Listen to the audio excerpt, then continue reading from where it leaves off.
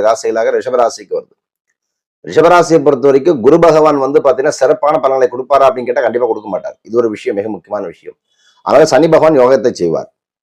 ஆனா இந்த அர்த்தகேந்திர ராஜயோகமானது ரிஷபத்துக்கு கண்டிப்பாக ஒரு சேஞ்சஸை கொடுக்கும். எந்த மாதிரி சேஞ்சஸை கொடுக்கும் அப்படின்னா, ஒரு பிரயாணத்தை கொடுக்கும், ஒரு பிரகாசம், சுற்றி வரக்கூடிய ஒரு அமைப்பு. அதாவது என்ன அப்படின்னா, வெளிநாடு போகக்கூடிய ஒரு அமைப்பு, குடும்பத்துடன் நேரத்தை செலவிடக்கூடிய ஒரு அமைப்பு. ஏன்னா சூரியனா ஒரு குடும்பம், அப்ப குடும்பத்தோட நேரத்தை செலவிடக்கூடிய அமைப்பு. ரெண்டுத்தையும் இணைக்கணும்.